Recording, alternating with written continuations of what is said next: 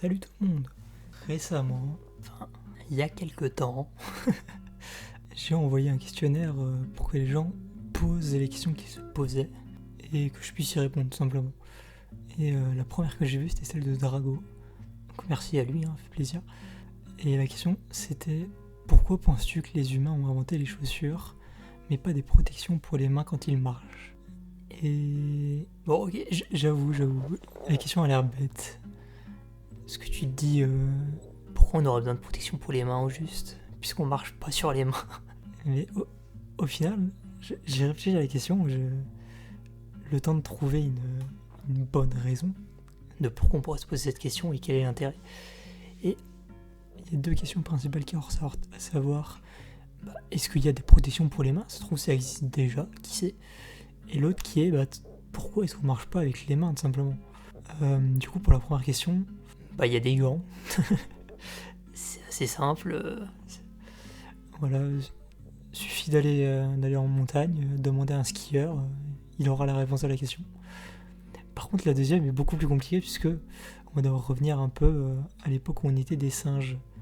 Voilà, parce que maintenant on est singes savants, et avant on était juste singes.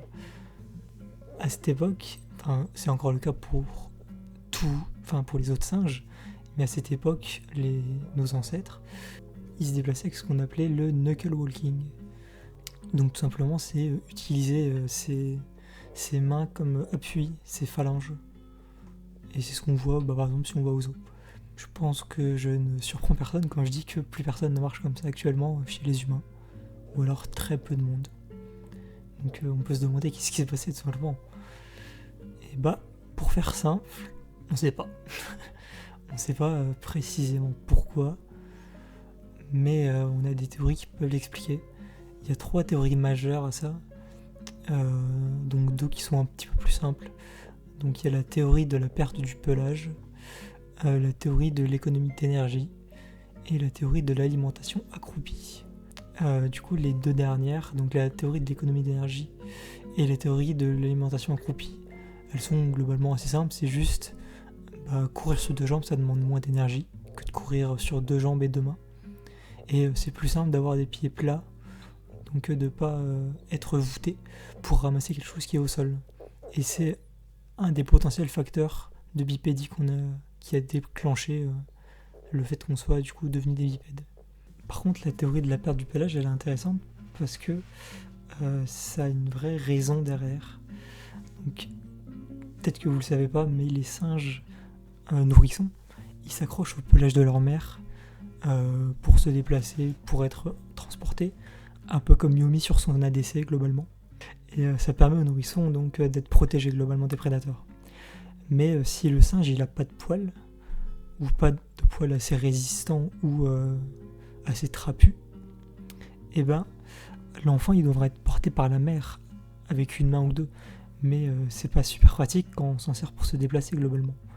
Et ça crée un déséquilibre, et après, on se fait bouffer par les prédateurs. C'est la théorie principale globalement pour expliquer pourquoi est-ce qu'on s'est relevé, et pourquoi est-ce qu'on court à 2 jambes, et qu'on peut être stable pour fuir. C'est déjà la fin malheureusement de cette anecdote. J'espère qu'elle vous aura plu évidemment, et merci d'avoir attendu, pour ceux qui l'ont attendu, parce que j'avais plus de batterie, c'est pas ma faute. Voilà, si vous avez d'autres questions, n'hésitez pas à les poser, soit dans l'espace commentaire ou directement dans le Stropole. Et peut-être que vous serez choisi pour la semaine prochaine. En attendant, un petit indice pour la prochaine. Allez, salut!